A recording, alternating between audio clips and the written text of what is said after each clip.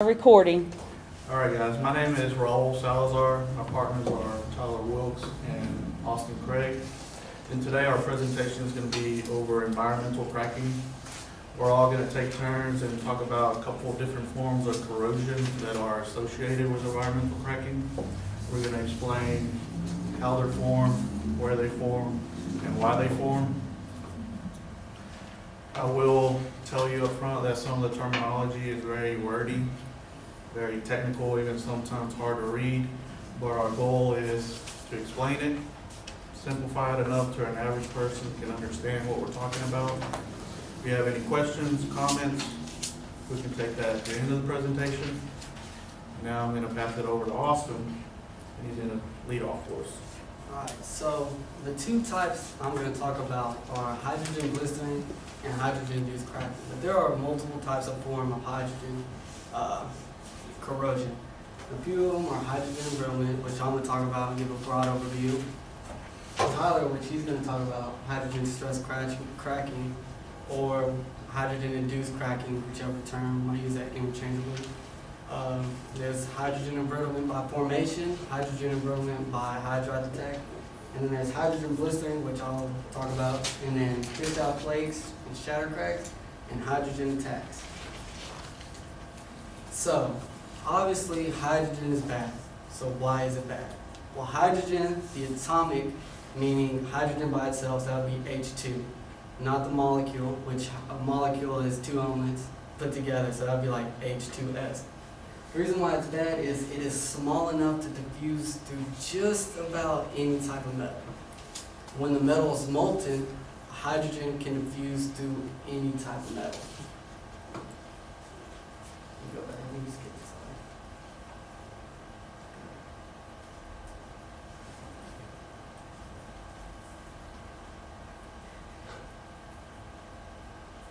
out. So types of hydrogen damage.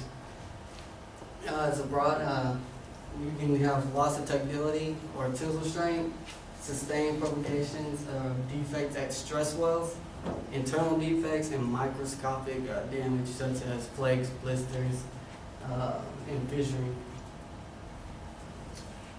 So what type of environment does hydrogen live in? And that's typically a sour environment, which that would be H2S, is pretty much what it is. And the half reaction form that will occur for hydrogen to form would be 2H plus 2 electrons, which will form H2. And so that's pretty much exactly how it's going to look like. You're going to have a hydrogen plus form an H, which hydrogen does not like to be by itself, and therefore it's going to form an H2, which will cause corrosion. So, hydrogen embrittlement. What is hydrogen embrittlement? All it is a loss of ductility of a metal resulting from the absorption of hydrogen. Metals that are susceptible would be cold work steel, carbon alloy steel, and Morton stainless steel. The corrosion cell is a stress cell, so all that means is the way this forms would be from high stress. Factors would be temperature, pressure, presence of solution of solvents, heat treatment, and level of residual and applied stresses. So how does this occur? Well, first you have to have hydrogen present. Then hydrogen must be absorbed. Then hydrogen will be randomly distributed throughout the substrate. While in service, the stress will cause cracking along the pipe.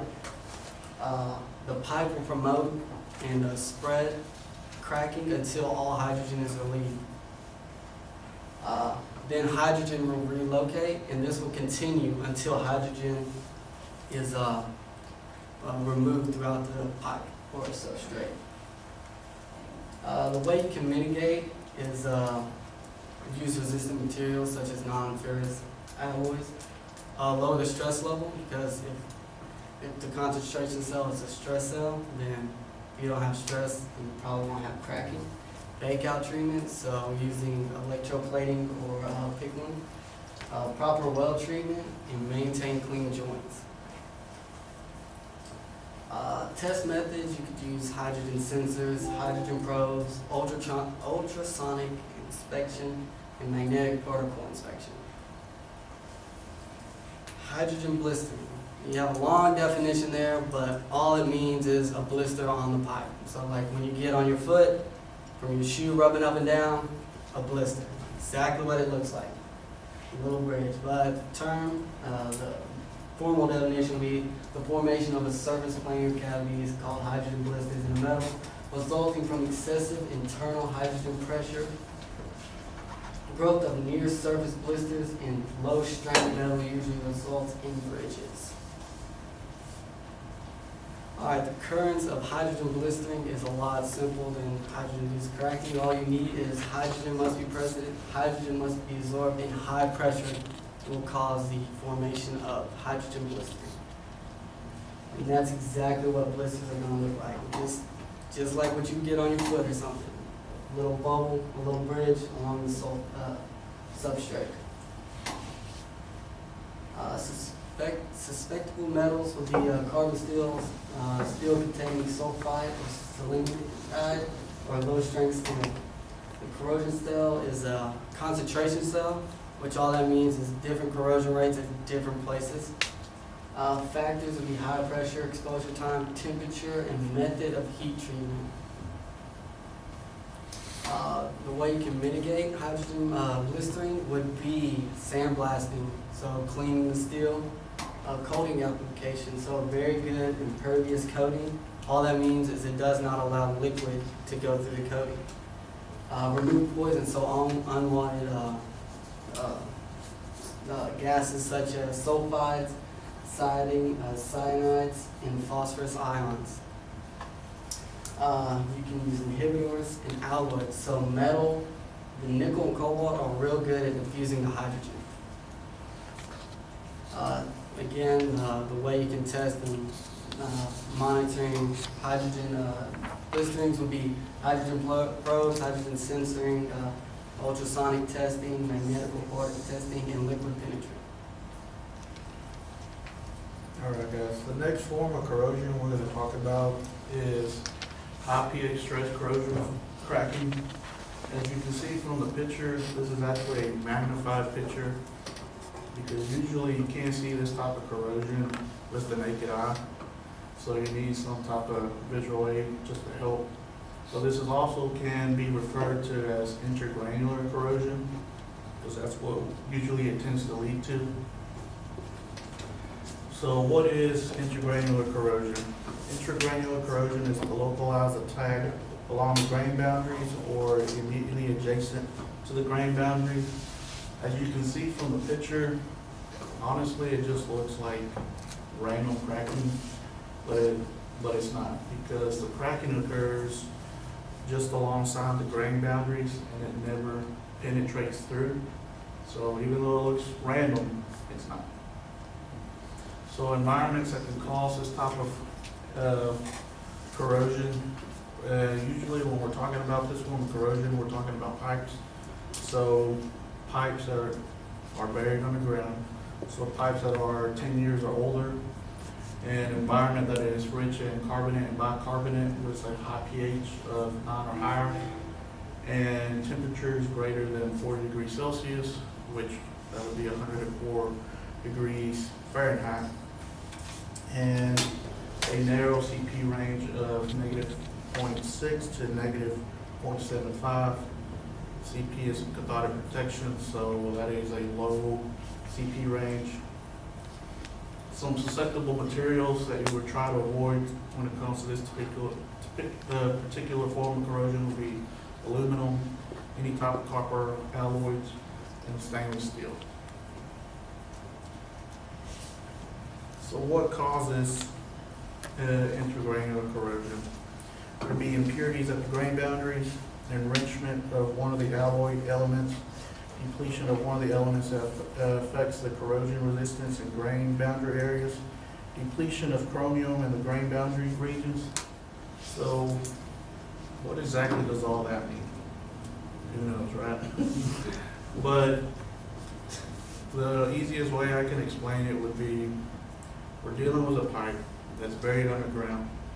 And whatever's traveling through that pipe is hot material.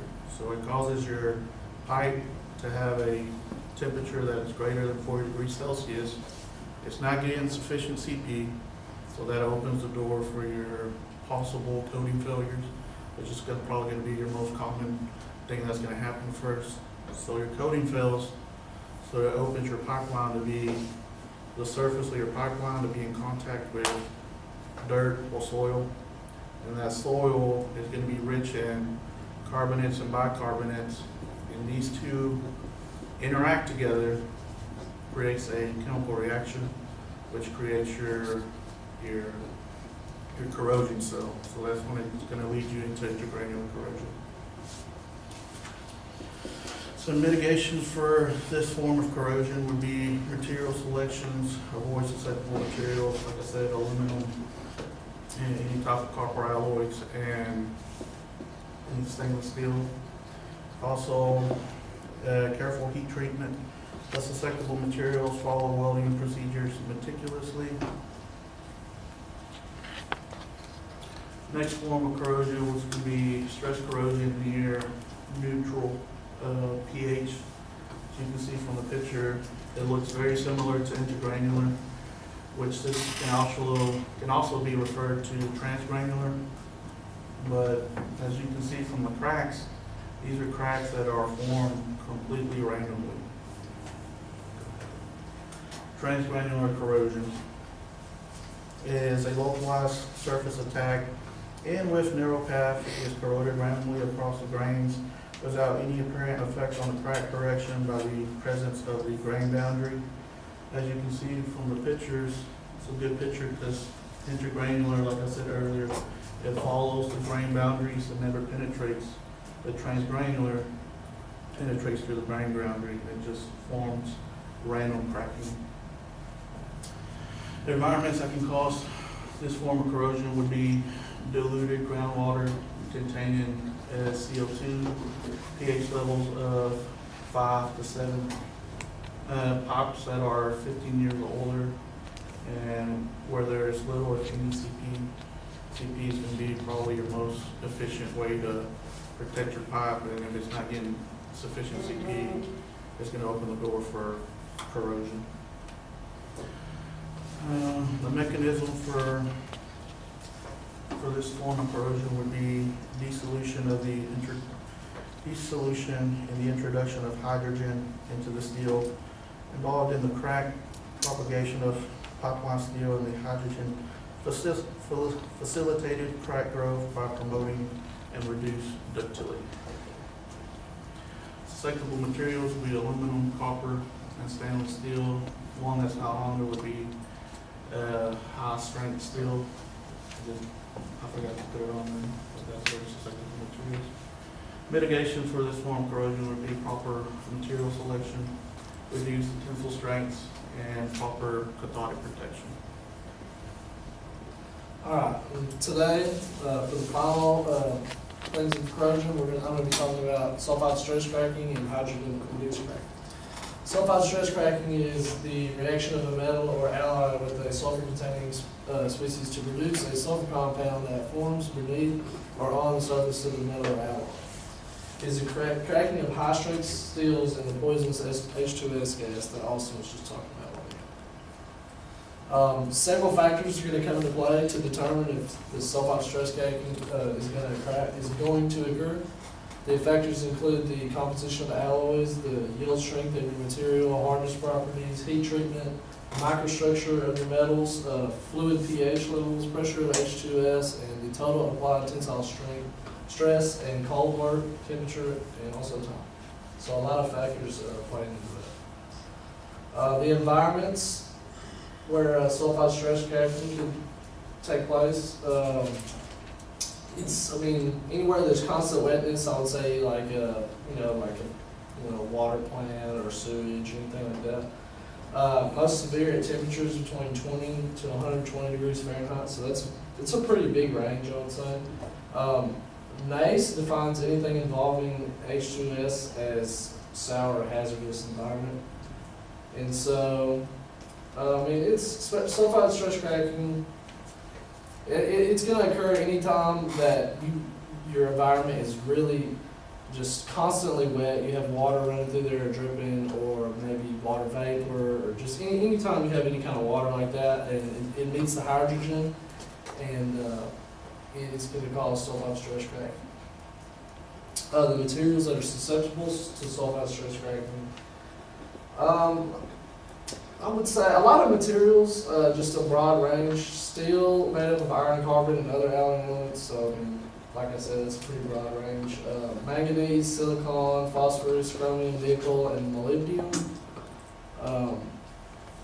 Avoid adding elements that react to hydrogen or sulfur.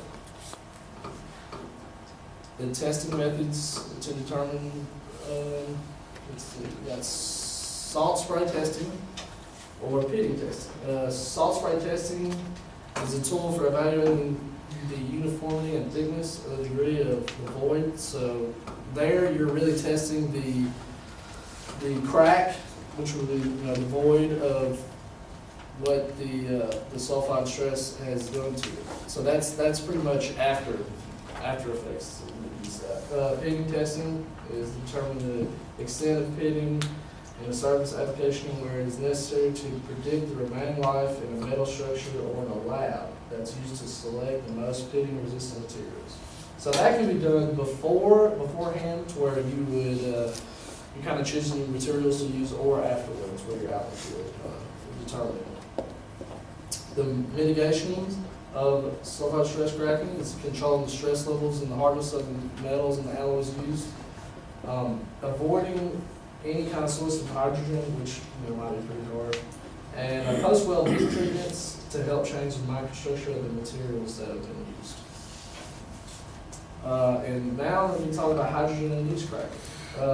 Hydrogen-induced cracking is a pretty broad term. It covers a lot of things. It can be used to cover the hydrogen blistering, the hydrogen embrittlement, and also sulfide stress cracking as well. It is stepwise internal cracks that connect adjacent hydrogen blisters on different planes of the metal or to metal surface. Brittle fracture of normally ductile alloy under a sustained level in the presence of hydrogen.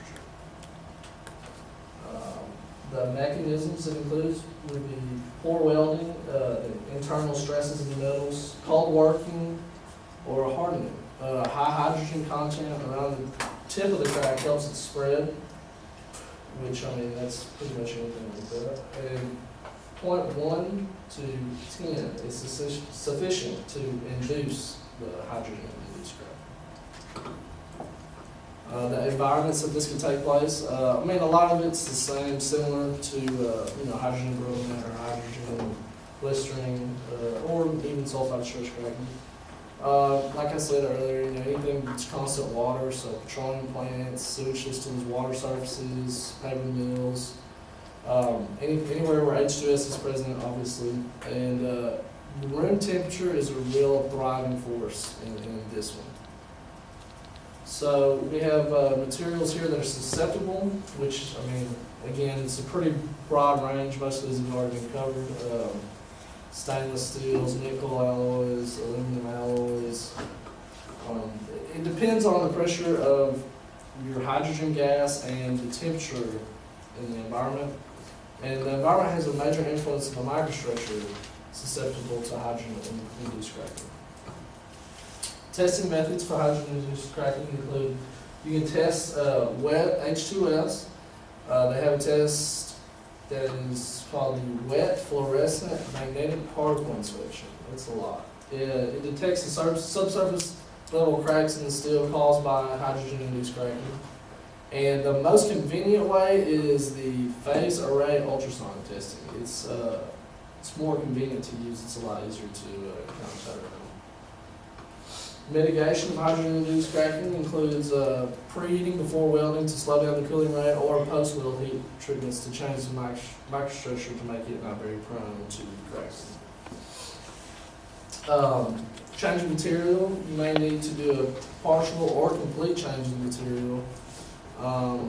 Change the environment, removal of chlorides, oxygen, or oxidizing agents. You change the pH or add inhibitors. A barrier coating, organic coatings more reliable. Electrochemical techniques, so CP has been very beneficial, and lead tin solders and nickel plating is effective if it's immersed in water. And that'll be the end of our presentation. These are our sites that we use. If you guys have any questions, you can ask those now. No? All right, thank you guys very much.